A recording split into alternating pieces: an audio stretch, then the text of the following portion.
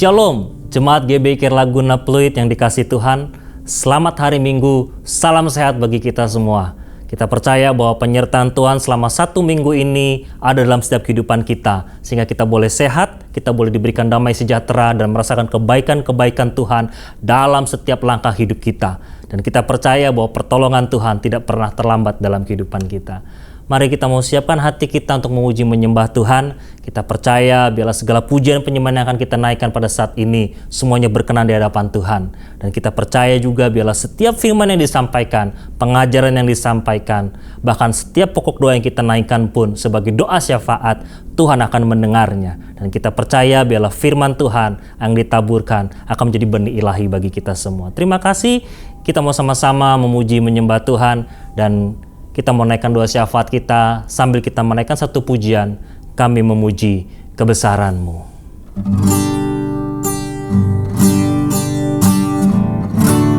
Kami memuji kebesaran-Mu. Katakan ajaib Tuhan, ajaib Tuhan,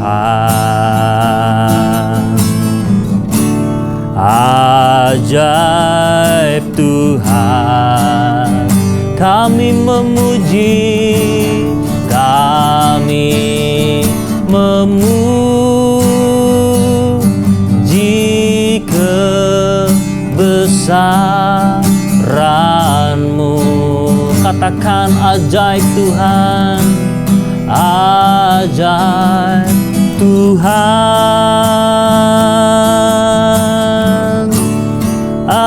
ajaib Tuhan. Sekali lagi kami memuji, kami memuji kebesaran-Mu. Ajaib Tuhan, ajaib Tuhan, sungguh Kau Allah yang ajaib, ajaib Tuhan. Kami memuji, kami memuji kebesaran-Mu. Katakan ajaib, ajaib Tuhan, ajaib Tuhan, ajaib Tuhan. Sungguh Kau ajaib, ajaib Tuhan, ajaib Tuhan, ajaib Tuhan, ajaib Tuhan, ajaib Tuhan.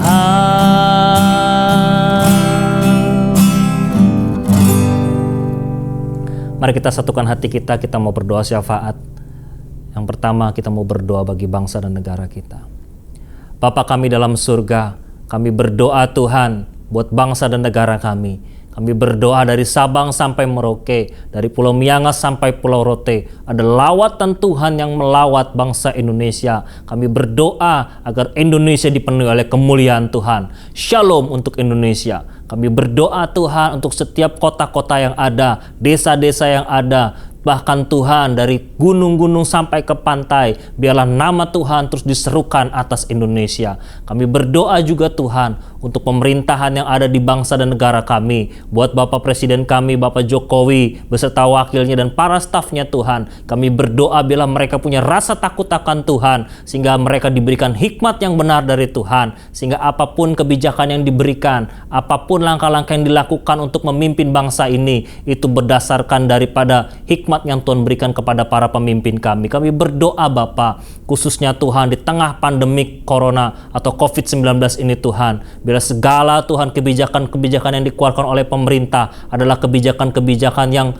membela Tuhan setiap masyarakat kecil, bahkan menolong Tuhan orang-orang yang tidak mampu Tuhan. Kami berdoa Tuhan, bila segala solusi yang terbaik akan diberikan atas pemerintah dari bangsa ini untuk segala masalah yang terjadi, bukan hanya COVID-19, tapi juga masalah ekonomi Tuhan, masalah sosial Tuhan, masalah yang lain-lainnya kami pertaruhkan juga Tuhan semuanya ke dalam kuasa tangan-Mu. Biarlah kiranya ada campur tangan Tuhan, ada kuasa Tuhan yang melawat pemerintah bangsa Indonesia Tuhan. Kami berdoa biarlah Indonesia dipenuhi oleh kemuliaan Tuhan.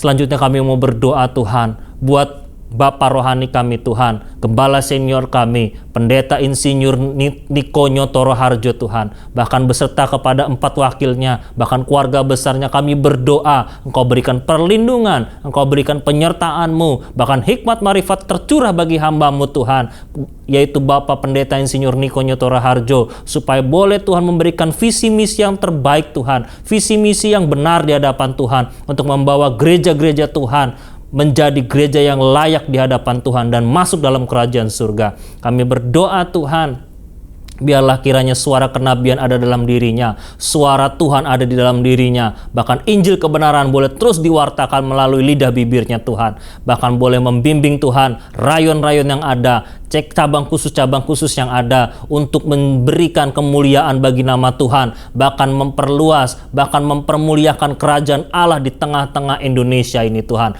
Bukan hanya Indonesia, tapi juga kepada bangsa-bangsa. Terima kasih Tuhan, kami berdoa juga Tuhan untuk Bapak Karayon kami, yaitu Pendeta Budianto Totong Tuhan. Kami berdoa juga Tuhan untuk keluarganya dan para stafnya, biar kiranya selalu diberikan kesehatan, bahkan Bapak bila visi misi yang boleh ditanamkan untuk menjadi gereja yang berdampak dan membawa jiwa-jiwa kepada Engkau Tuhan, itu boleh terjadi atas rayon 1H, pada cabang-cabang yang ada Tuhan, yang ada di Jakarta, bahkan yang ada di luar kota, bahkan yang di luar negeri. Kami berdoa bila rayon 1H ini dipakai Tuhan secara luar biasa melalui hamba-Mu Pendeta Budianto Totong Tuhan. Berikan hikmat kepada para gembala-gembala cabang yang ada, biar kiranya boleh bersatu hati, bersatu visi dan misi kepada Bapak Karayon kami. Terima kasih Tuhan, kami berdoa juga Tuhan untuk gereja kami, khususnya untuk Bapak Gembala Sidang kami, Bapak Pendeta Aziz Gozali, beserta dengan istri Tuhan, Ibu Margaret Tuhan. Biarlah mereka berdua boleh menjadi Tuhan Bapak dan Ibu rohani kami, yang terus menaungi kami, memberkati kami, memberikan kami Tuhan yang terbaik lewat kebenaran firman-Mu, sehingga kami boleh Tuhan dibentuk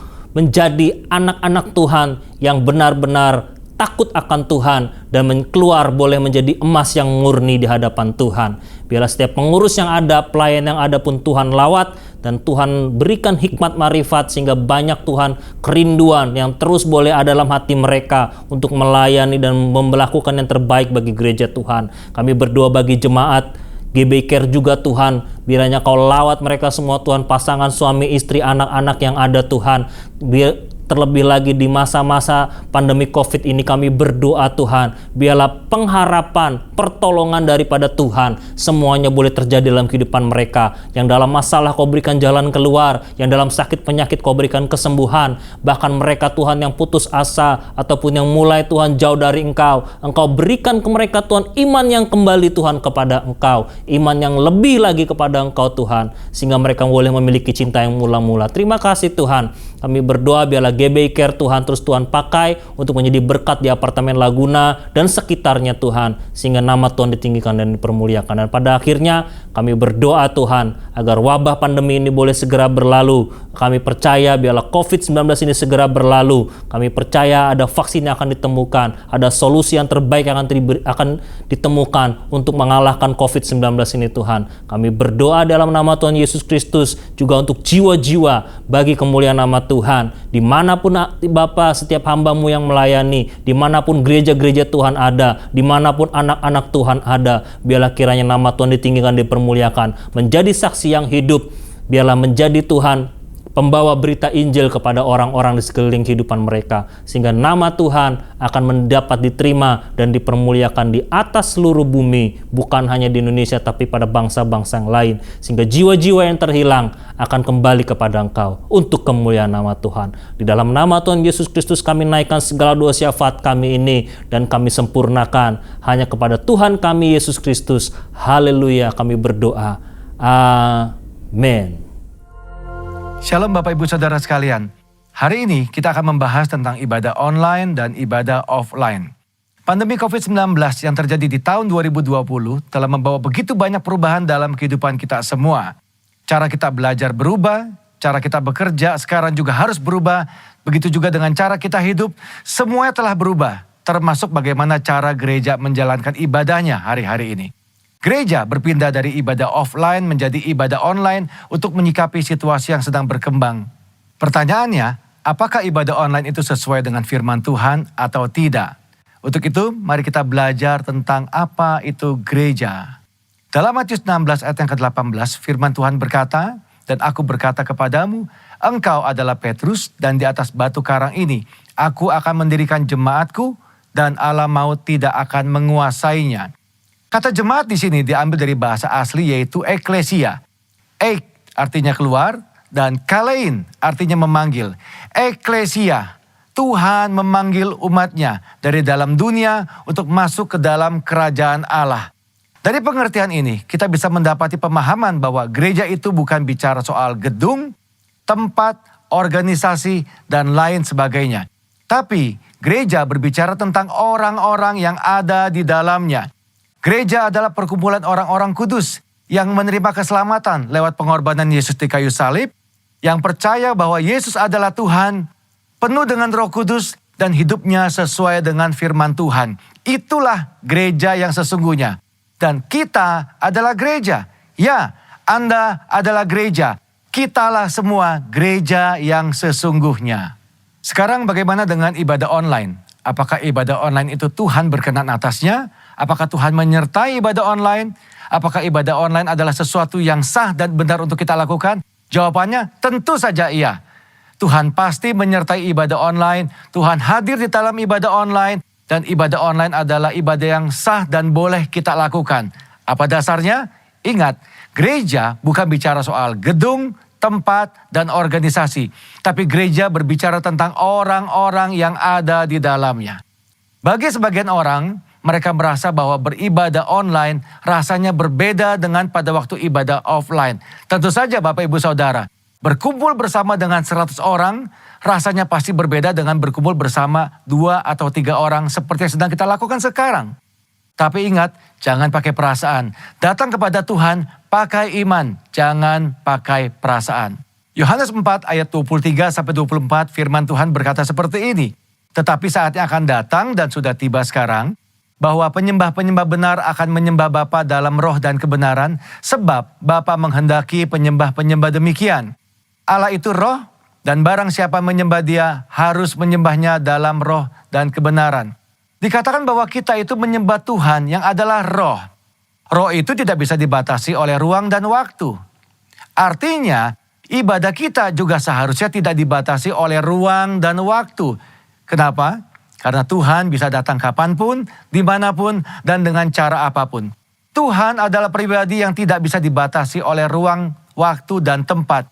Begitu juga seharusnya dengan ibadah-ibadah kita. Apakah masih ingat peristiwa pencurahan Roh Kudus di zaman para rasul? Mereka tidak punya gedung yang bagus, mereka tidak berkumpul di tempat yang mewah, mereka tidak punya peralatan sound system seperti yang kita miliki sekarang. Tetapi lihat apa yang terjadi pada waktu mereka berkumpul bersama-sama sebagai sebuah gereja, unity di sana. Tuhan melepaskan, mencurahkan rohnya atas mereka semua. Yang paling penting adalah esensinya, bukan caranya. Ibadah secara online adalah cara untuk kita melakukan sesuatu dalam menyikapi situasi yang ada hari-hari ini. Tetapi yang tidak boleh berubah adalah esensi daripada ibadah itu sendiri. Apa esensi dari sebuah ibadah? Tuhanlah yang menjadi pusat dari semua yang kita lakukan pada waktu ibadah itu berlangsung. Cara bisa berubah, cara hari ini bisa berbeda dengan cara tahun yang akan datang. Tetapi esensi dalam sebuah ibadah tidak pernah boleh berubah. Selain daripada itu, apakah kita sadar bahwa lewat ibadah online, firman Tuhan itu tersebar lebih jauh dan lebih luas daripada yang pernah kita bayangkan sebelumnya. Dengan kata lain, ibadah secara online ini mempercepat penyebaran Injil, seperti yang diperintahkan dalam amanat agung. Sekarang kita akan membahas bagian terakhir. Apakah setelah pandemi ini berakhir, kita tidak perlu lagi datang ke gereja atau mengikuti ibadah offline seperti sebelumnya? Tentu saja tidak, Bapak Ibu Saudara sekalian. Ada 3 alasan kenapa kita tetap harus datang ke gereja, berkumpul bersama-sama seperti yang kita lakukan di masa sebelumnya. Alasan yang pertama, 1, adalah atmosfer atau suasana ibadah. Yang kedua, tentang impartasi dan pengurapan kuasa Roh Kudus yang biasa dilakukan lewat penumpangan tangan. Ini sulit untuk dilakukan pada waktu ibadah secara online. Yang ketiga yang tidak kalah penting adalah tentang persekutuan bersama-sama. Ingat, gereja adalah perkumpulan orang-orang percaya. Disebut kumpulan karena memang jumlahnya lebih dari 1. Dan di dalam perkumpulan ini ada rasa saling di dalamnya. Saling sayang, saling mengasihi, saling menegur, saling membangun, saling menyapa, saling mendoakan, saling menguatkan. Nah, hal-hal seperti ini tentu sulit untuk dilakukan di dalam ibadah secara online. Pada dasarnya kita adalah makhluk sosial. Tuhan menciptakan kita tidak untuk sendirian. Kita perlu untuk bertemu, berinteraksi satu sama lain kepada saudara-saudara seiman kita. Apakah Bapak Ibu Saudara tidak kangen untuk kembali beribadah bersama-sama dengan teman-teman kita sebelumnya? Kembali saling sapa, saling tegur, bertemu dengan gembala kita sendiri. Ayo jangan tinggalkan ibadahmu hari-hari ini. Tuhan Yesus tetap dekat dengan kita. Tuhan menyertai kita semua. Shalom. Tetap semangat saudara-saudari yang dikasihi Tuhan. Kita percaya biarlah segala doa syafaat yang telah kita naikkan bersama-sama, bahkan pengajaran yang boleh kita dengarkan melalui hambanya, itu bisa menguatkan kita semua, membuat kita menjadi anak-anak Tuhan yang berkenan di hadapan Tuhan. Kini saatnya kita mau lebih lagi memuji menyembah Tuhan dan juga mempersiapkan hati kita untuk kebenaran firman Tuhan. Mari kita mau sama-sama katakan bahwa Yesus, Engkau sungguh baik dalam kehidupan kami. Sungguh nama-Mu yang indah, itulah yang kami cinta selalu dalam kehidupan kami. Mari naikkan pujian ini, katakan, Yesus Kau sungguh baik. Yesus, Kau sungguh baik. Yesus, nama-Mu indah. Yesus, ku cinta Kau selalu. Ku tinggikan, ku agungkan selamanya. Yesus, Kau sungguh, Yesus, Kau sungguh baik. Yesus, sama-Mu indah. Yesus, ku cinta Kau selalu. Ku tinggikan, ku agungkan selamanya. Ku mau memuji-Mu, ku selalu puji-Mu. Ku mau menyembah-Mu, ku selalu sembah-Mu. Kau yang layak terima semua pujian, kemuliaan hanya bagi Tuhan. Mari naikkan pujian ini lebih lagi. Kita percaya bahwa Yesus adalah Tuhan yang baik buat kita semua. Dialah yang patut ditinggikan dan dimuliakan dan diagungkan untuk selama-lamanya. Mari sambil mengangkat tangan kita puji Dia lebih lagi. Bersama-sama katakan, Yesus, Engkau sungguh baik. Haleluya. Yesus, Kau sungguh baik. Yesus, nama-Mu indah. Yesus, ku cinta Kau selalu, ku tinggikan, ku agungkan selamanya. Yesus, Kau sungguh baik. Yesus, Kau sungguh baik. Yesus, namamu indah. Yesus, ku cinta Kau selalu, ku tinggikan, ku agungkan selamanya. Ku mau memuji-Mu, ku selalu puji-Mu. Ku mau menyembah-Mu, ku selalu sembah-Mu. Kau yang layak terima semua pujian, kemuliaan hanya bagi Tuhan. Lebih lagi katakan, ku mau memuji-Mu, ku selalu puji-Mu. Ku mau menyembah-Mu, ku selalu sembah-Mu. Kau yang layak terima semua pujian, kemuliaan hanya bagi Tuhan. Katakan, ku mau memuji-Mu, ku selalu puji-Mu. Ku mau menyembah-Mu, ku selalu sembah-Mu. Kau yang layak terima semua pujian, kemuliaan hanya bagi Tuhan. Kau yang layak, Kau yang layak terima semua pujian, kemuliaan hanya bagi Tuhan. Kau yang layak, Kau yang layak terima semua pujian, kemuliaan hanya bagi Tuhan. Oh, mari sembah Tuhan. Dia yang layak ditinggikan, Dia yang layak dimuliakan. Yesus Tuhan, haleluya. Oh, mari angkat pujian baginya, mari sembah Tuhan, haleluya.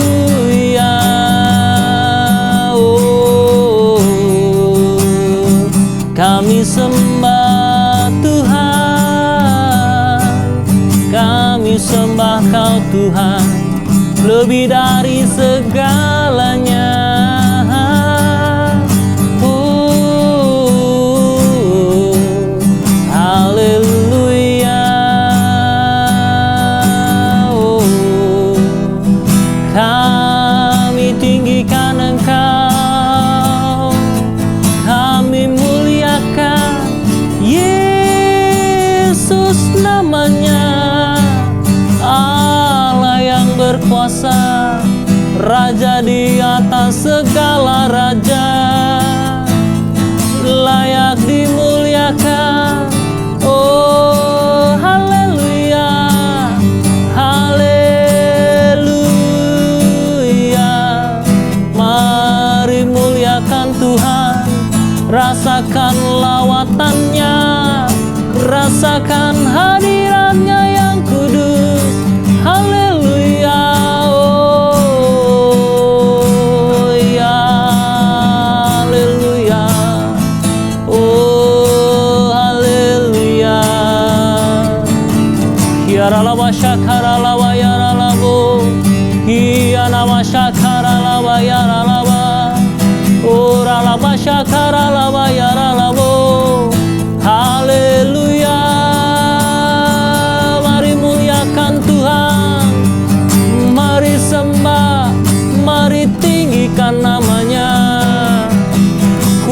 shakara laba yakana mara labo. Hiara laba laba laba laba laba laba laba. Hiara laba ya sande. Hiara laba laba shekere laba yara labo. Ora lama yakara lama yara lama. Hiana masande. Ura lama kana bara labi diara labo. Shibiara lama kana labo. Haleluya. Hiara lama ya sakara lama yara lama lama. Oh haleluya. Haleluya.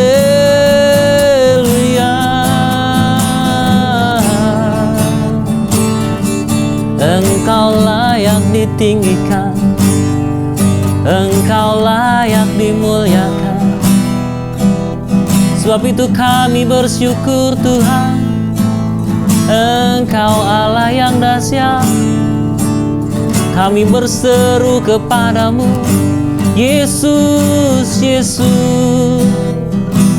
Hiaraba syakara laba yara labu. Oh, ralama ya ralama. Engkau yang ditinggikan Tuhan, di atas segala pujian dan penyembahan. Engkau bertata Tuhan, namamu termulia. Haleluya. Benar Tuhan, Engkau sungguh baik dalam kehidupan kami. Engkau memberikan kebaikan-kebaikan-Mu dalam kehidupan kami. Penyertaan pertolongan-Mu Tuhan tidak pernah terlambat.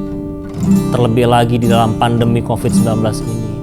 Kami tahu Tuhan, Engkau nyata menolong kami Tuhan, lewat orang-orang sekeliling kami. Lewat Tuhan hal-hal yang tidak pernah kami pikirkan. Lewat hal-hal yang mustahil Tuhan. Kami percaya Engkau bekerja di dalamnya. Oleh karena itu Tuhan, sebelum kami Tuhan mendengarkan firman-Mu, kami mau berseru lebih lagi kepada Engkau Tuhan. Karena hanya padamu kami berseru.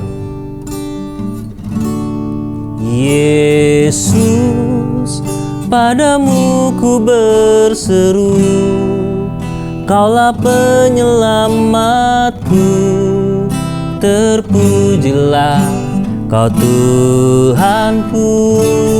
Mulutku memuji namamu sepanjang umur hidupku. Terpujilah Kau Tuhanku di atas segalanya. Mari lebih lagi katakan, Yesus padamu ku berseru.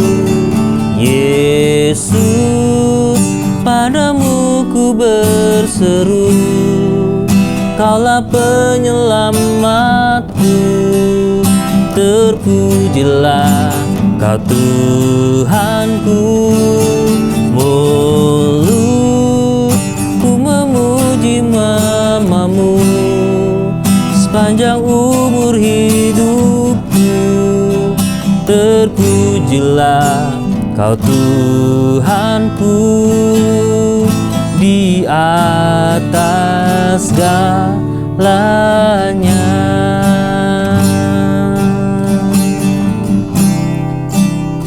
Mari mau sama-sama kita naikkan pujian ini. Katakan, Kau Tuhan penolong dalam hidupku. Ku percaya hanya kepadamu. Haleluya Tuhan. Sama-sama katakan, Kau Tuhan penolong dalam hidupku. Ku percaya hanya kepadamu.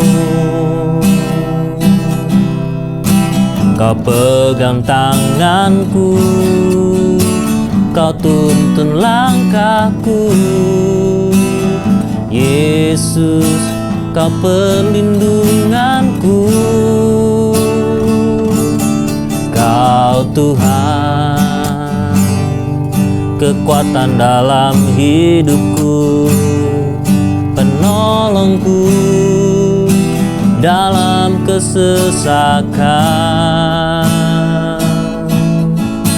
Kau gunung batuku dan pertahananku.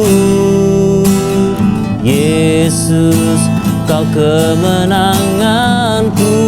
Katakan Yesus, Yesus, padamu ku berseru.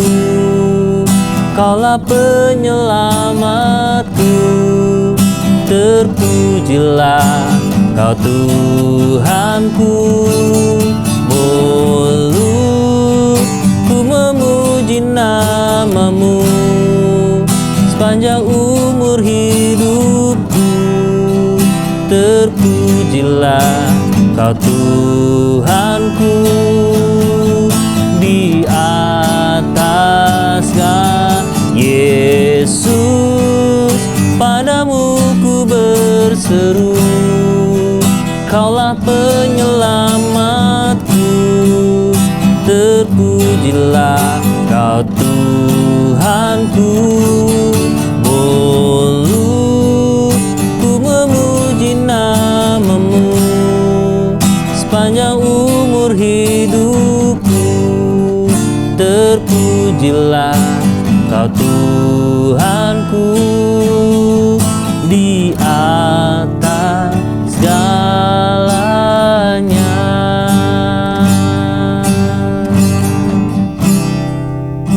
Terima kasih Tuhan, hanya kepadamu kami berseru. Bahkan di dalam kebenaran firman-Mu Tuhan yang akan disampaikan, hanya nama-Mu saja yang ditinggikan dan dipermuliakan. Berkati hamba-Mu yang akan menyampaikan isi hati-Mu Tuhan. Berkati Tuhan dengan hikmat marifat daripada-Mu Tuhan. Di dalam nama Tuhan Yesus Kristus. Haleluya. Amin. Baik, shalom Bapak Ibu yang terkasih dalam Tuhan Yesus Kristus. Bersyukur pada pagi hari ini kita boleh beribadah bersama-sama telah memuji dan menyembah Tuhan. Kini tiba saatnya kita untuk mendengarkan kebenaran firman Tuhan. Sebelum kita mendengarkan firman Tuhan pada pagi hari ini, kita tundukkan kepala, kita berdoa bersama-sama. Bapa, kami bersyukur untuk kesempatan di mana kami boleh beribadah baik melalui media online. Tuhan, kami percaya kuasa Tuhan tetap dinyatakan bagi setiap kami. Engkau hadir di dalam pujian penyembahan kami. Dan kini tiba saatnya kami duduk diam di dalam hadirat-Mu. Kami mau mendengarkan kebenaran firman-Mu. Urapi hamba-Mu, urapi kami semua, sehingga firman yang hamba-Mu sampaikan itu semua berasal daripada Engkau. Sehingga apapun yang hamba-Mu sampaikan kiranya boleh menjadi berkat bagi kami semua, dan kami semua keluar menjadi pelaku kebenaran firman-Mu Tuhan. Mampukan kami semua untuk mengerti kebenaran firman-Mu. Mampukan kami semua untuk dapat melakukan kebenaran firman-Mu. Di dalam nama Tuhan Yesus kami berdoa dan bersyukur. Haleluya. Amin. Shalom Bapak Ibu yang terkasih di dalam Tuhan Yesus Kristus. Bersyukur pada pagi hari ini kita masih ada, diberikan kesehatan, diberikan kesempatan untuk kita boleh beribadah melalui media online. Bapak Ibu, kalau Bapak Ibu mengikuti serial khotbah saya dari Yunus pasal 1, pasal 2, dan saat ini kita masuk dalam Yunus pasal 3. Saya akan membahas kitab Yunus ini secara pasal dari beberapa minggu yang lalu, yaitu di Yunus pasal 1. Kalau mungkin Bapak Ibu mengikuti, mungkin sudah memahami, tapi saya akan membahas memflashback sedikit sebelum saya masuk dalam Yunus pasal 3 pada hari ini. Di Yunus pasal 1 kita mendapati yang namanya panggilan Tuhan untuk Nabi Yunus. Panggilan Tuhan untuk Nabi Yunus mungkin terdengar udah biasa. Kenapa? Karena seorang nabi pasti akan bernubuat, atau mungkin akan memang nabi itu yang memang sudah ada panggilannya gitu loh. Nah, tapi ada satu hal yang menarik dan unik yang terjadi kepada Nabi Yunus. Apa? Biasa nabi itu bernubuat untuk bangsa, untuk peperangan, atau untuk sesuatu hal bagi bangsanya atau bagi lawannya. Tapi berbeda dengan Yunus di pasal 1. Yunus di pasal 1 dijelaskan bahwasanya Yunus adalah nabi yang dipanggil Tuhan, dia itu untuk pergi langsung menyampaikan pesan Tuhan. Jadi biasanya nabi hanya dipakai untuk menjadi saluran berkat atau menyampaikan pesan Tuhan kepada raja. Tapi kalau kali ini beda, Yunus dipakai Tuhan untuk menyampaikan pesan Tuhan, tapi dia langsung pergi ke lokasinya, yaitu di mana? Di Niniwe. Nah, Bapak Ibu yang terkasih, kita sudah memahami bahwasanya Di Yunus pasal 1 kita mengerti bahwasanya Yunus ini nabi yang unik. Kenapa? Yunus adalah nabi yang diutus langsung pergi ke tempatnya. Lalu kita melihat ketika Yunus di pasal 1, kita lihat juga Yunus ketika dipanggil sama Tuhan untuk pergi ke Niniwe. Yunus bukannya pergi ke Niniwe, tapi dia malah mengingkari panggilan Tuhan. Dia malah pergi ke Tarsis. Lalu dia pergi ke Tarsis. Di Yunus pasal 2 kita sudah melihat Yunus dimakan ikan besar. Nah, ikan besar yang kemarin saya bahas di Yunus pasal 2 adalah kemungkinan terbesar adalah ikan paus sperma. Nah, ikan paus sperma ini adalah ikan yang besar sekali yang mungkin akan menelan Yunus. Nah, saya juga memberikan beberapa tafsiran bahwasanya di Yunus ini di dalam perut ikan itu adalah dia itu dalam kondisi mati. Lalu di Yunus pasal 2 saya memberikan sebuah tema perikopnya, yaitu orang yang lari dari panggilan Tuhan, ia akan semakin terpuruk. Kenapa semakin terpuruk? Kalau Bapak Ibu melihat di Yunus pasal 1, Yunus pergi dari Israel. Dari Israel dia turun ke Yofa. Yofa adalah pelabuhan untuk dia berangkat ke Tarsis. Dari Yofa ini turun, dari Israel sudah turun ke Yofa. Dari Yofa dia turun lagi ke kapal, masuk ke dalam kapal. Kapal dia turun lagi ke bagian-bagian bawah kapal untuk tidur. Lalu di Yunus pasal 1 juga Yunus tidak berdoa, tapi Yunus baru mulai berdoa di Yunus pasal 2. Dia sudah semakin turun. Maka di Yunus pasal 2 saya bilang, orang yang lari dari panggilan Tuhan akan semakin terpuruk. Nah, di Yunus pasal 2 saya menjelaskan bahwasanya orang yang lari dari panggilan Tuhan semakin terpuruk. Tadi saya bilang dari Israel dia turun ke Yofa, dari Yofa dia turun ke dalam perahu turun ke dalam bagian lambung kapal, dan dia dimakan ikan besar. Bahkan ketika dia dimakan ikan besar, dia semakin dalam lagi, semakin terpuruk. Di mana? Dia berada di dunia orang mati. Jadi kita paham bahwasanya orang yang lari dari panggilan Tuhan dia semakin terpuruk. Nah, ada hal yang menarik yang kita mau bahas pada pagi hari ini. Di Yunus pasal 3, kita masuk dalam Yunus pasal 3 pada pagi hari ini. Yunus pasal 3 menjelaskan tentang pertobatan Niniwe. Tentang pertobatan masa Niniwe. Nah, kita dapat belajar di Yunus pasal 3, yaitu yang pertama di ayat 1 sampai 4 tentang Allah yang beranugerah. Allah yang masih memberikan kesempatan kepada orang-orang yang berdosa. Jadi tema saya pada pagi hari ini adalah di Yunus pasal 3, pertobatan besar dari pendosa yang besar. Yaitu yang kita bahas pada pagi hari ini di Yunus pasal 3 ayat 1 sampai 10. Pertobatan besar dari pendosa yang besar. Saya bagi dua. Di Yunus pasal 1 sampai 4 itu menjelaskan tentang anugerah Allah atau Allah yang beranugerah. Allah yang masih memberikan kesempatan kepada orang-orang yang berdosa. Lalu yang kedua, saya mau bahas di ayat 5 sampai 9. Anugerah Allah atau Allah yang beranugerah yang masih memberikan kesempatan itu harus ada respon yang benar. Nah, untuk itu di Yunus pasal 3 yaitu ayat 5 sampai 9, respon yang benar dari anugerah Allah yang diberikan yaitu adalah melalui pertobatan yang benar, pertobatan yang murni. Nah, kita akan sama-sama mempelajari dua hal di atas dengan seksama, dengan pelan-pelan tentang anugerah atau kasih Allah. Mungkin terkadang kita berpikir atau kita ragu, apakah Allah mengasihi kita atau enggak? Mungkin seperti itu. Kenapa? Karena terkadang kita berpikir kalau Allah mengasihi kita harusnya kita nggak kayak gini. Kalau Allah mengasihi kita harusnya kita nggak mengalami hal ini. Seperti itu. Saya mau kasih sebuah ilustrasi seperti ini, Bapak Ibu. Seorang anak kecil ketika dia pergi ke dokter gigi, dan dokter gigi itu minta anak kecil itu untuk berkumur. Tapi anak kecil ini ketika dari rumah itu dia udah ketakutan. Dia udah ketakutan banget. Dia sampai gemeteran untuk memegang gelas itu ketika dia minta untuk berkumur. Sehingga ketika dia diminta untuk berkumur dan buang air kumuran itu ke dalam gelas, dia tidak memasukkannya ke dalam gelas karena saking gemetarannya dia malah berceceran kemana-mana airnya.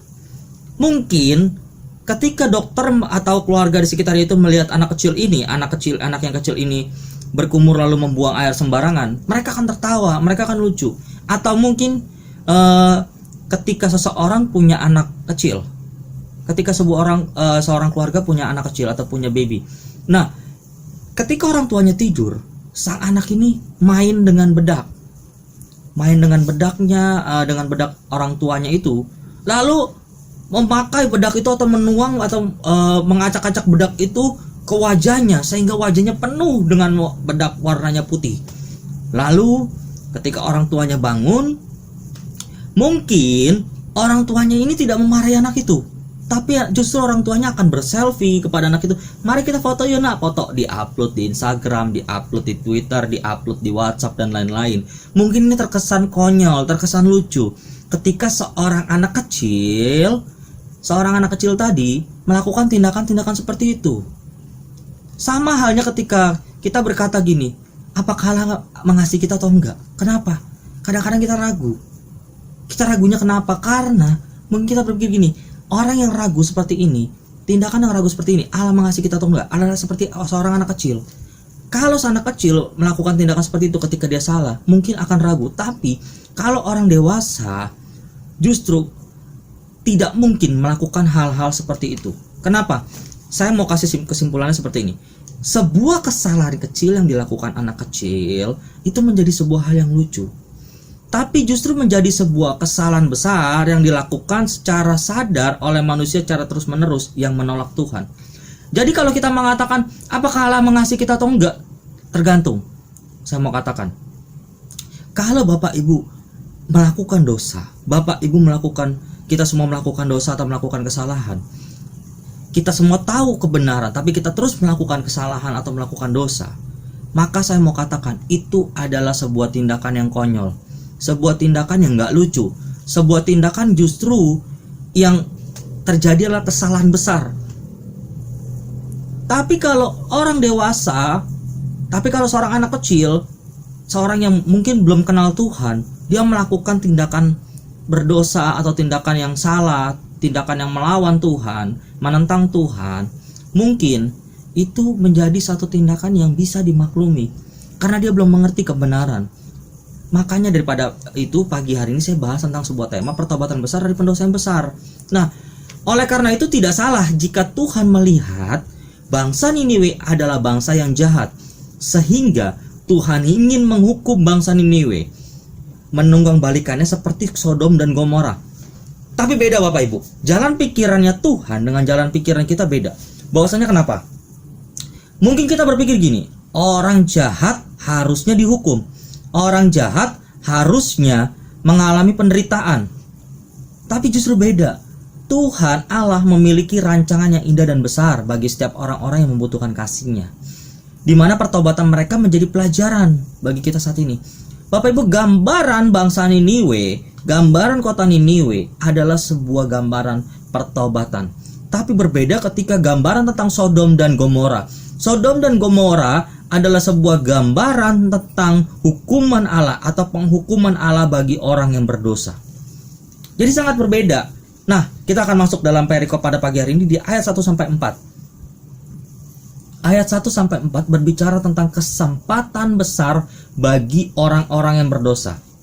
Mari kita buka ayatnya, kita baca bersama-sama di pasal 3, Yunus pasal 3.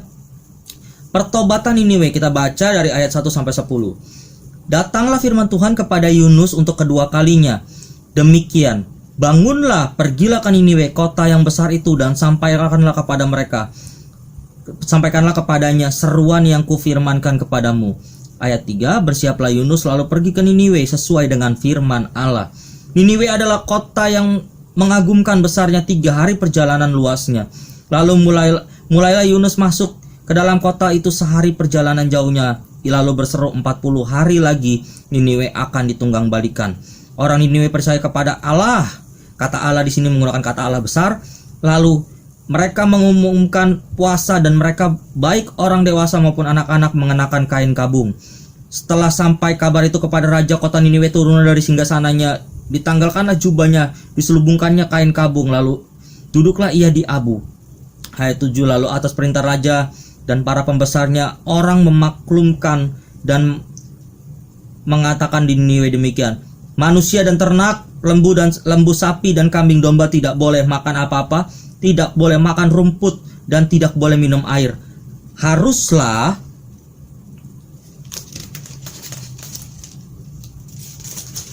semuanya itu, manusia dan ternak, berselubung kain kabung dan berseru dengan keras kepada Allah, serta haruslah masing-masing berbalik dari tingkah lakunya yang jahat dan dari kekerasan yang dilakukannya kepada dilakukannya. Siapa tahu mungkin Allah akan berbalik menyesal dan berpaling dari murkanya yang menyala-nyala itu, sehingga kita tidak binasa. Ayat 10, ketika Allah melihat perbuatan mereka itu, yakni bagaimana mereka berbalik dari tingkah lakunya yang jahat, maka menyesallah Allah karena malapetaka yang dia telah dirancangkannya terhadap mereka, dan ia pun tidak jadi melakukannya. Bapak Ibu, yang kita tangkap pada pagi hari ini di ayat 1-3. Di ayat 1-4 saya mau katakan di yang pertama adalah berbicara tentang kesempatan besar bagi orang-orang yang berdosa. Di ayat 1-3 kalau kita baca, datanglah firman Tuhan kepada Yunus untuk kedua kalinya. Demikian, bangunlah, pergilah ke Niniwe, kota yang besar itu, dan sampaikanlah kepadanya seruan yang kufirmankan kepadamu. Bapak Ibu boleh lihat di Yunus pasal 3 dan Yunus pasal 1. Yunus pasal 1 berkata, datanglah firman Tuhan kepada Yunus bin Amitai, demikian, bangunlah, pergilah ke Niniwe, kota yang besar itu. Bapak Ibu bisa bayangkan, kata yang sama yang diulang. Ini penting Bapak Ibu. Kita mengerti bahwasanya ada kesempatan kedua bagi Yunus yang kita harus pahami dulu. Kata yang sama yang diulang tadi saya bilang. Ketika Yunus pasal 1, Yunus dipanggil Tuhan, lalu dia lari dari panggilan Tuhan, lalu dia dimakan ikan besar, lalu dia berseru kepada Tuhan, dia berdoa di dalam perut ikan besar, lalu ikan besar itu memuntahkan Yunus. Makanya di Yunus pasal 2 saya katakan, kita tidak tahu Yunus dimuntahkannya di mana. Apakah Yunus dimuntahkannya di Israel, atau Yunus mungkin dimuntahkan di pesisir kota Niniwe, sudah dekat dengan kota Niniwe. Sehingga di Yunus pasal 3 kita melihat bahwasanya, bangunlah, pergilah ke kota yang besar itu, dan sampaikanlah kepadanya seruan yang kupirmankan. Jadi bangunlah, pergilah ke Niniwe. Artinya Yunus memang belum sampai ketika Yunus dimuntahkan dari perut ikan itu. Nah, Bapak Ibu, kita melihat di sini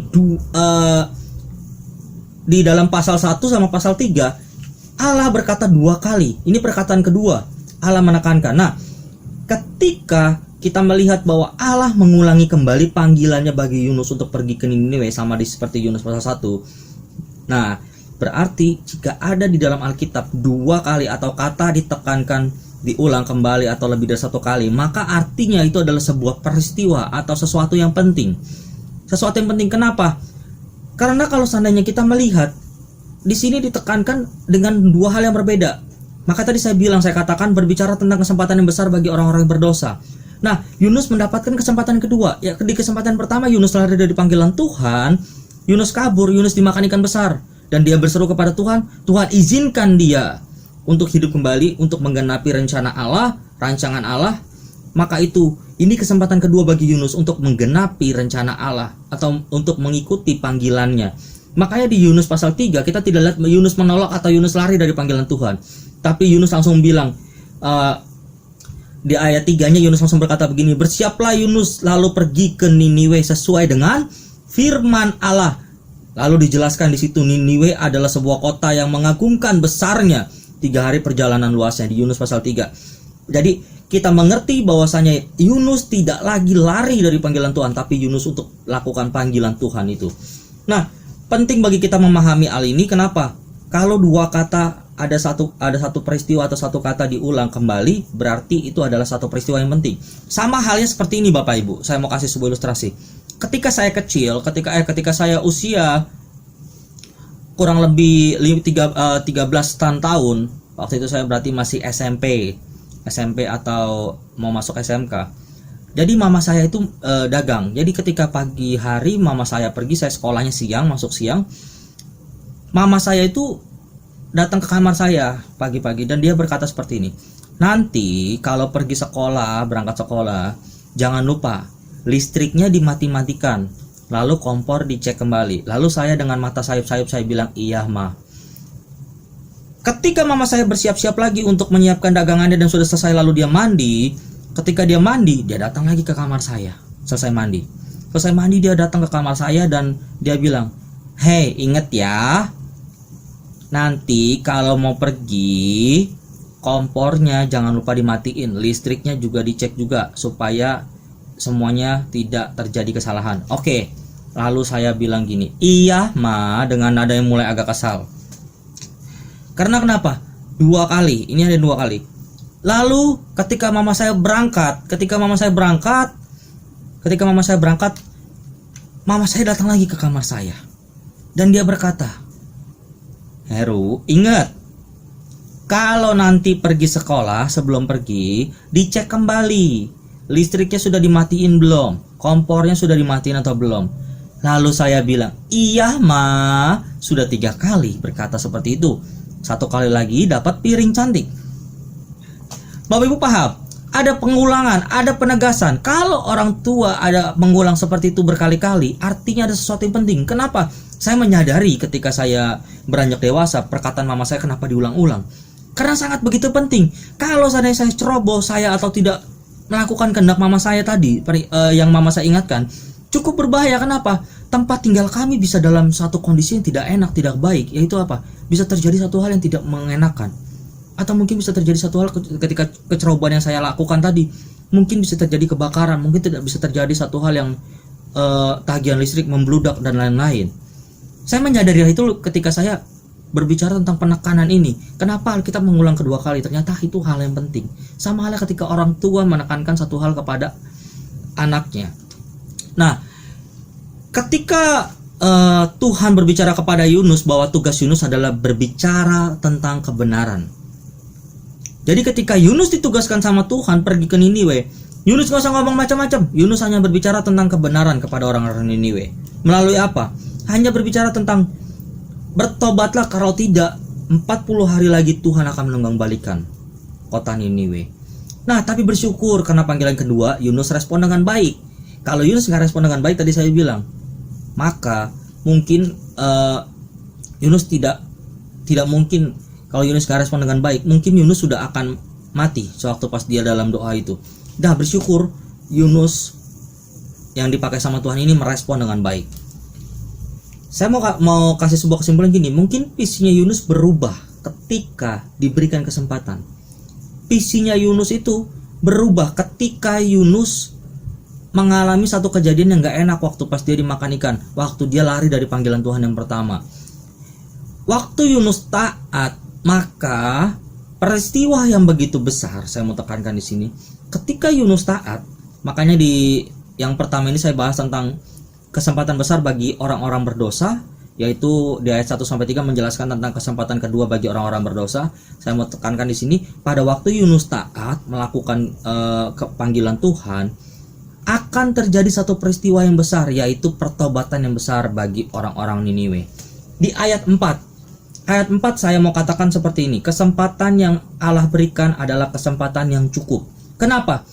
Kadang-kadang ada orang yang berkata gini, kalau seandainya saya melakukan dosa hari ini, saya bertobat, lalu besok saya berdosa lagi, saya bertobat, saya rasa Allah kan kasih ya, jadi gak masalah. Ingat, Allah memberikan kesempatan, tapi kesempatannya jangan kita lakukan seperti itu, karena itu tidak konsisten. Allah pun ada batasnya. Jadi nanti saya akan menjelaskan di terakhir bahwa kasih Allah pun juga ada batasnya, jangan kita permainkan seperti itu. Kesempatan yang Allah berikan adalah kesempatan yang cukup. Di ayat 4 ada waktu selama 40 hari, adalah waktu yang cukup untuk merenungkan keperdosaan. Ayat 4 kita lihat, mulailah Yunus masuk ke dalam kota itu sehari perjalanan jauhnya, lalu berseru, 40 hari lagi maka Niniwe akan ditunggang balikan. Berbeda ketika kota Sodom dan Gomora. Kota Sodom dan Gomora gak punya banyak waktu untuk mereka bertobat. Berbeda dengan kota Niniwe yang diberikan waktu selama 40 hari untuk merenungkan keberdosaan mereka. Di ayat 4 ini saya melihat bahwasanya kesempatan yang Allah berikan adalah kesempatan yang cukup. Anugerah yang Allah berikan adalah anugerah yang memang ada batasan. Kenapa? Kalau seandainya Allah memberikan anugerah kepada seseorang, Allah tahu orang itu masuk dalam rencananya Allah. Orang itu masuk dalam rancangannya Allah. Kalau Allah tidak memberikan kesempatan kepada orang itu juga anugerahnya Allah, itu juga haknya Allah, privasinya Allah. Jadi kita tidak bisa mengintervensi Allah, dia harusnya begini, dia harusnya begini. Enggak, kita tidak bisa mengintervensi Allah. Jadi ketika Sodom dan Gomora, memang itu sebuah gambaran penghukuman dari Allah. Kalau kita bandingkan dengan Niniwe jauh lebih beruntung karena masih diberikan waktu 40 hari untuk mereka merenungkan dari keberdosaannya. Jadi Niniwe adalah simbol atau lambang daripada pertobatan. Untuk setiap kita belajar bahwasanya ada waktu, ada kesempatan yang Tuhan berikan, ada anugerah yang Allah berikan, maka disitulah kita harusnya melakukan sungguh-sungguh pertobatan. Saya mau tekankan di ayat 1-3, kesimpulannya adalah ini adalah kasih yang Allah berikan melalui kesempatan dalam pertobatan.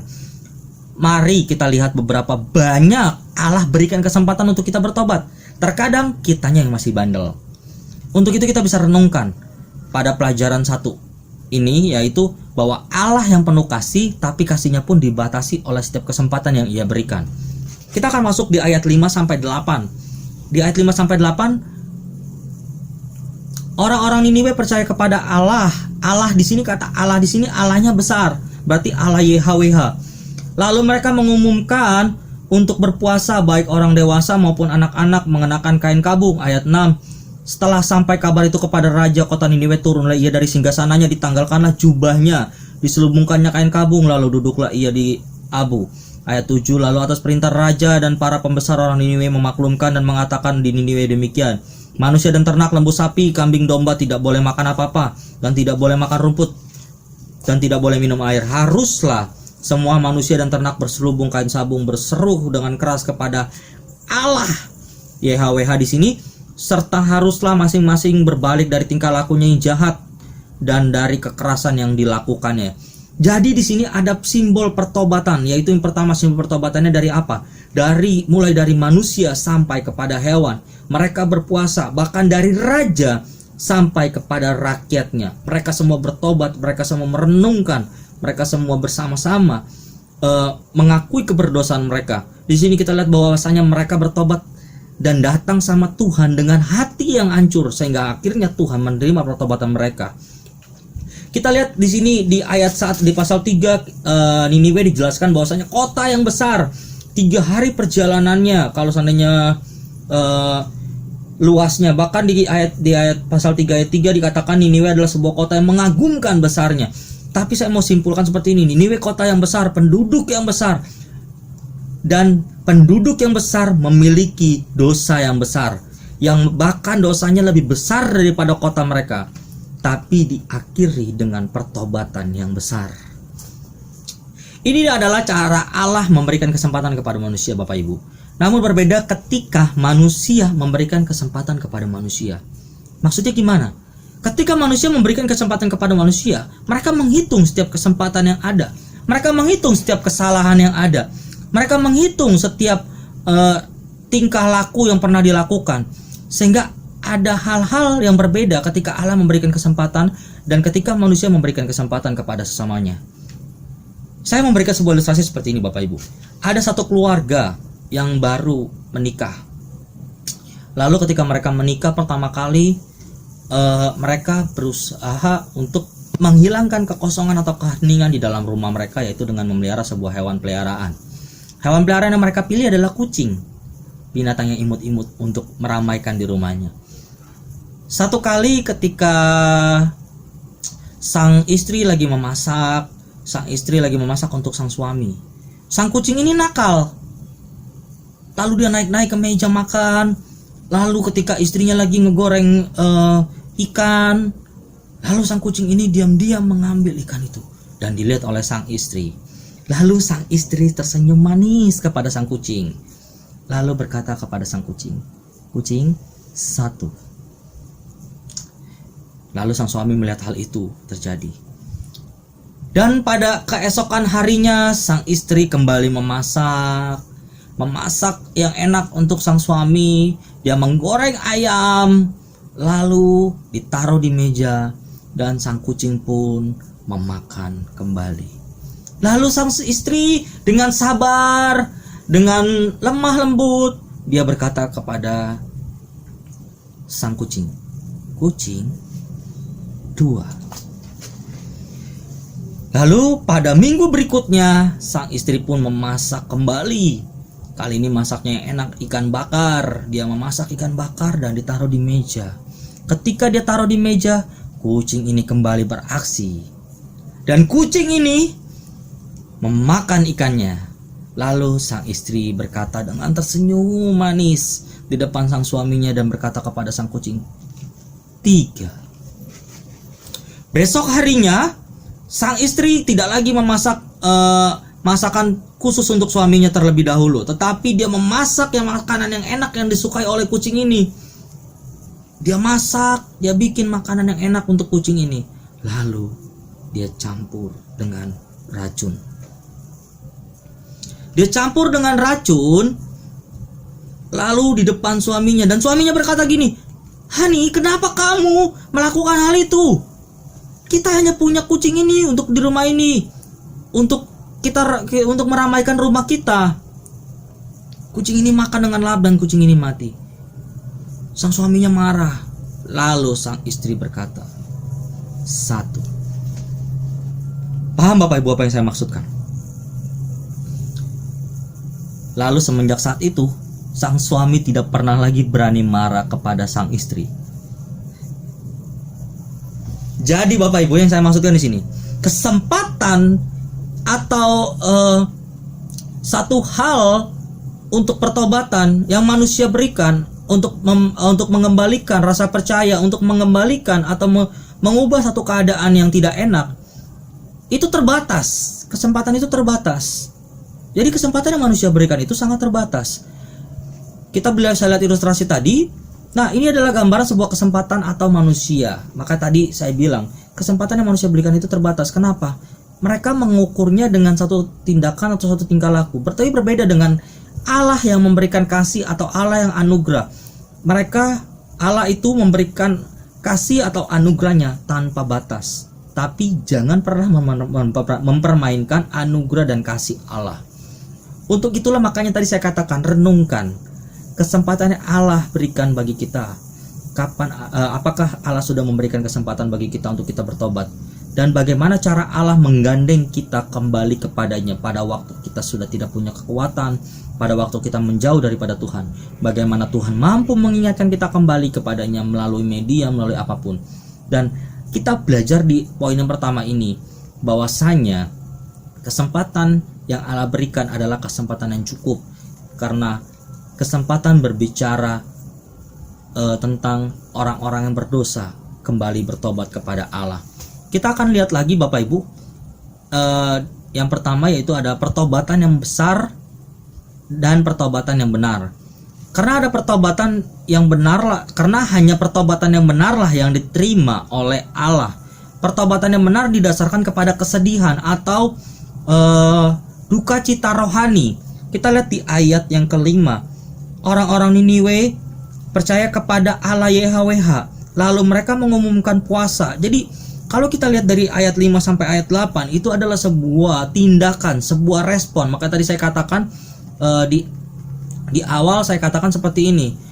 Ada respon yang benar dari anugerah Allah yang Allah berikan, yaitu melalui pertobatan yang benar. Kita lihat di situ di ayat 5 sampai 8, ketika orang-orang Niniwe bertobat, ada respon yang benar, ada duka cita rohani yang benar. Bahkan dari manusia sampai hewan, dari hewan itu semuanya diminta untuk berpuasa. Bahkan dari raja sampai rakyat, semuanya berpuasa, semuanya mengalami duka cita. Mereka merasa kesedihan, mereka mengalami satu flashback, suatu pertobatan bahwa mereka tidak lagi mau melakukan kejahatan. Yang kedua, kita belajar dari pertobatan yang pertama tadi, pertobatan yang benar, pertobatan yang besar, dari pertobatan yang besar dan yang benar. Yang kedua, kita belajar tentang kerendahan hati. Kerendahan hati di sini di ayat 6 sampai 8 dikatakan rajanya sampai menggunakan kain kabung dan lalu ia duduk di abu. Di situ menunjukkan kerendahan hati dari seorang raja. Ketika kita bertemu dengan Tuhan, ketika kita ada di mezbahnya Tuhan, ini mengingatkan kita tentang apa? Status kita, siapa kita.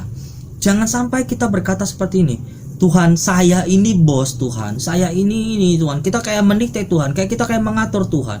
Jangan sampai seperti itu. Kerendahan hatilah yang diperlukan ketika kita bertobat sama Tuhan. Kerendahan hatilah yang kita diperlukan ketika kita datang sama Tuhan. Jangan sampai ada kesombongan ketika kita datang sama Tuhan. Kita melihat pertobatan kota Niniwe, bahwa kota yang begitu besar, raja yang begitu besar aja ketika bertobat dia merendahkan dirinya dan dia berduka cita atas apa yang pernah ia lakukan. Nah, di ayat 9 kita lihat. Di ayat 9 kita melihat, karena saya akan bilang di Yunus pasal 3 ini kita akan bahas dari ayat 1 sampai 10. Namun 2 poin yang saya bagi yaitu di Yunus pasal 1 sampai 4 Yunus ayat 1 sampai 4 dan Yunus ayat 5 sampai 8. Yuk, Yunus ayat 9 ini berbicara tentang penyesalan dan pertobatan, semua didasarkan pada anugerah Tuhan. Kita baca ayatnya sama-sama. Siapa tahu mungkin Allah akan berbalik dan menyesal serta berpaling dari murkanya yang menyala-nyala itu, sehingga kita tidak binasa. Ini berbicara tentang ketika seseorang bertobat, ketika seseorang datang sama Tuhan dengan kerendahan hati, ketika seorang datang dengan pertobatan yang benar, dengan duka cita rohani yang benar, maka anugerah Tuhan atau pertobatan itu diterima sama Tuhan. Ketika anugerah atau pertobatan itu diterima sama Tuhan, maka murka Allah pun atau hukuman Allah pun tidak jadi. Hukuman Allah pun tidak diterima oleh bangsa Niniwe. Nah, di ayat 10 adalah kita berbicara tentang respon Allah terhadap pertobatan yang murni. Ini adalah responnya, Allah ketika bangsa Niniwe sungguh-sungguh bertobat, mereka mau kembali kepada Allah YHWH. Maka ini adalah responnya ketika Allah melihat perbuatan mereka itu, yakni bagaimana mereka berbalik dari tingkah lakunya yang jahat, maka menyesallah Allah karena marapetaka yang telah dirancangkan terhadap mereka, dan Allah tidak jadi melakukannya. Jadi kalau seandainya kita mau melihat sebuah kehidupan kita ini, saya mau gambarkan seperti ini. Hidup kita ini jangan seperti tambal sulam. Kenapa saya bilang jangan seperti tambal sulam? Bapak Ibu, kalau seandainya Bapak Ibu melihat, kita sama-sama melihat sebuah jalan besar atau sebuah jalan tol atau sebuah jalan raya yang diaspal, kita lihat ada beberapa jalan yang berlobang, lalu nanti akan ditambal. Ketika ditambal, apakah jadi bagus? Iya, jadi bagus. Tapi nantinya akan ada lagi bolong-bolongan yang lain. Seperti itulah tambal sulam. Lalu kita melihat lagi apa lagi? Ketika kita melihat lagi mungkin sebuah gedungnya kusam, lusuh, atau nggak bagus lagi warnanya, lalu tinggal dicat. Ketika dicat sudah bagus, dicat ulang. Nah, ini adalah budaya tambal sulam.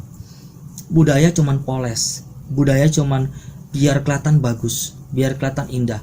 Atau mungkin budaya yang memang ya tambal sulam seperti itu.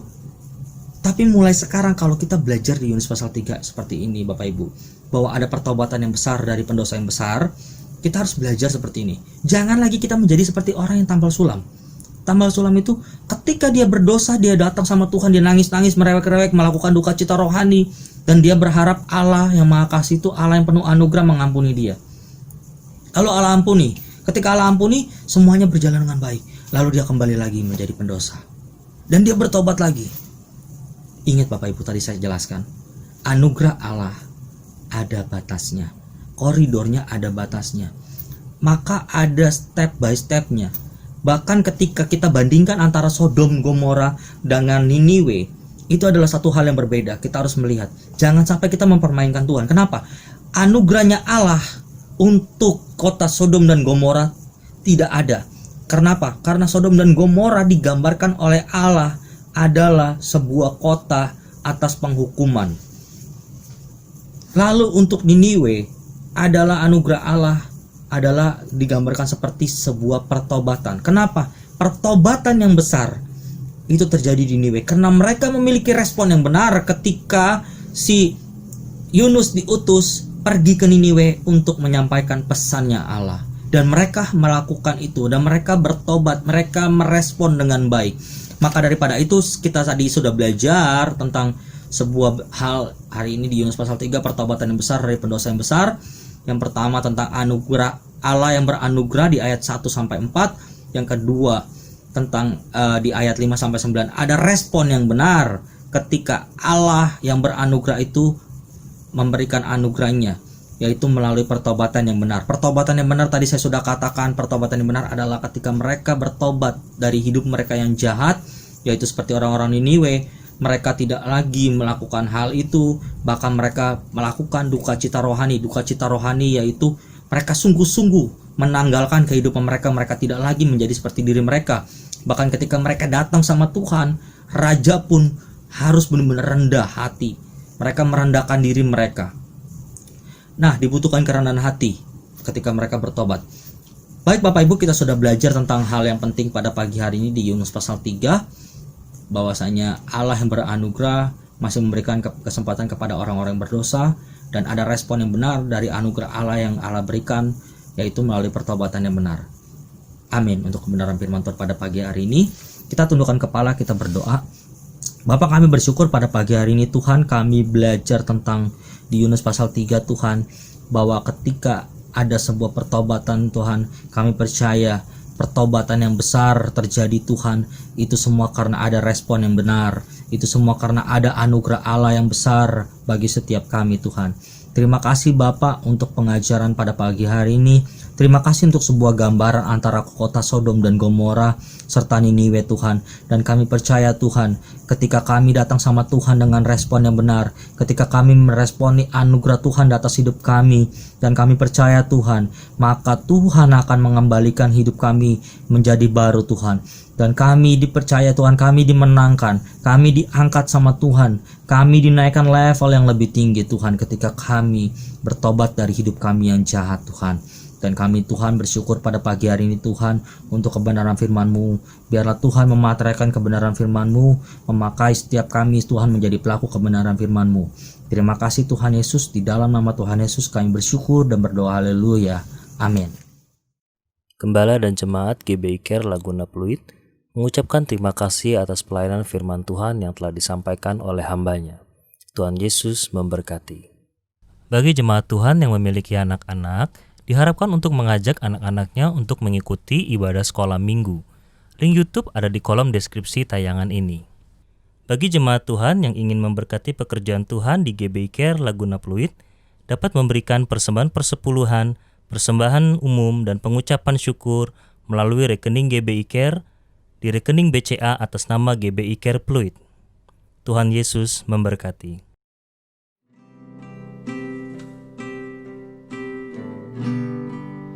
Mari kita mengangkat tangan kita. Umat yang dikasih Tuhan, terimalah berkat sukacita damai sejahtera, kasih karunia yang begitu besar daripada Allah Bapa yang telah diberikan kepada kita masing-masing melalui anak yang tunggal, yaitu Tuhan kita Yesus Kristus, di dalam pertolongan, penghiburan, dan persekutuan dengan Roh Kudus menyertai kita pada saat ini, bahkan sampai Tuhan datang menjemput kita di awan-awan, bahkan sampai selama-lamanya. Mari kita yang percaya, kita katakan sama-sama, Amin.